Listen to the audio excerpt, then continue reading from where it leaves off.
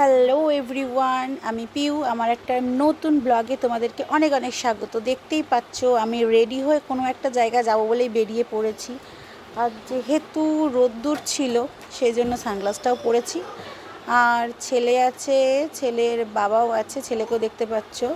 ছেলে সেজে গুজে, ও তো খেলা পেলে আর কিছু চায় না, নেচে নিল। কিন্তু ওর বাবা যাচ্ছে আমাদেরকে দিতে, কিন্তু ওর বাবা যাবে না।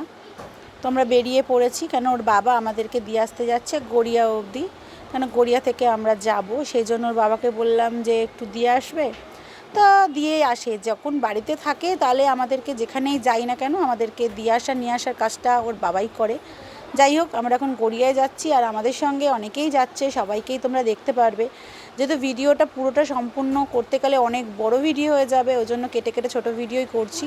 আমরা গড়িয়া মোড়ে চলে এসেছি। এদিকে স্মৃতি আর স্বীকৃতি দুজনে চলে এসছে সেজে গুজে। আর স্মৃতির হাতে যে প্লাস্টিকটা দেখতে পাচ্ছ, ওর মধ্যে একটা স্পেশাল জিনিস আছে, সেটা হলো ডিম কষা। আর ম্যাডাম সেজেছে কেমন তাই দেখছিলাম সামনে ক্যামেরাটা নিয়ে গিয়ে। আর এটা গড়িয়া মোড়। আমরা এখান থেকে বাস ধরবো, তাই বলা কওয়া করছি যে কোন বাসে যাব। যেহেতু আমরা দুজনেই এখান থেকে যাচ্ছি, কেননা সুতপা যাচ্ছে না, সুতপা একটু অসুস্থ। আর আমরা যাব করে ওর বাবা বলেই ছিল তোমরা এসিতেই যেও। সেই আমরা এসি 50-তে উঠে গেছি, কেন আমরা ওইতে করেই সায়েন্স সিটি যাব।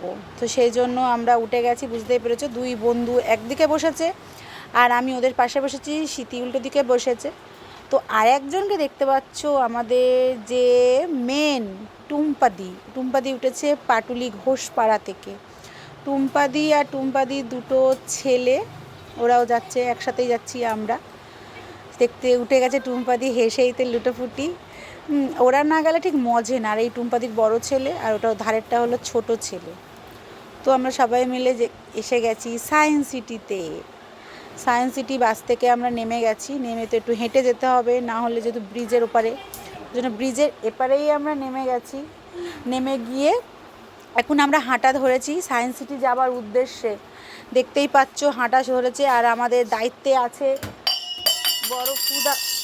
বাচ্চা কাচ্চা নিয়ে ভিডিও করা মানে নানান রকমের সমস্যা। যাই হোক, দেখতে পাচ্ছ আমরা নেমে হাঁটা লাগিয়েছি, কেন অনেকটাই হাঁটতে হবে, তারপরে হচ্ছে তোমার গেট পড়বে ঢোকার জন্য। তো আমরা হাঁটছি। আর টুম্পাদি তো নানান রকমের বক্তব্য আছে আমাদের, জানোই সেটাই আমরা বকর বকর করছি। আর আমি বলছি যে এই তো আমার ক্যামেরাম্যান এসছে, মানে টুম্পাদির বড় ছেলে। ও হচ্ছে আমরা যেখানেই যাই ও খুব সুন্দর ছবি তুলে দেয়।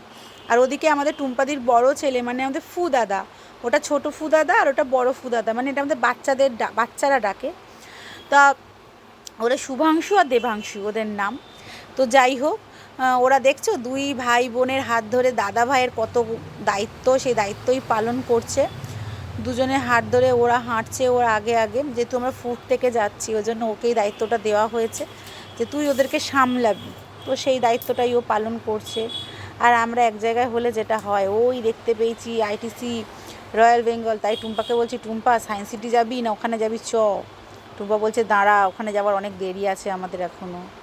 এই করতে করতে হাঁটা লাগিয়েছি। আর একসাথে সবাই হলে যেটা হয়, তাও আমাদের অনেক কম, কেননা আমাদের এখনও মৌসুমি আসতে পারেনি। মৌসুমি যেহেতু যাদবপুর থেকে আসবে, ওই জন্য ও আমাদের এই দিক থেকে যাবে না, ও যাদবপুর থেকে আসছে।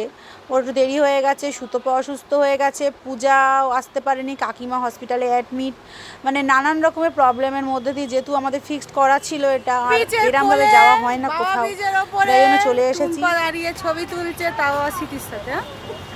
হ্যাঁ, ওই যে মা ব্রিজ, আর তার মধ্যে টুম্পা দাঁড়িয়ে আছে বাবা ব্রিজের ছবি দেখেছো।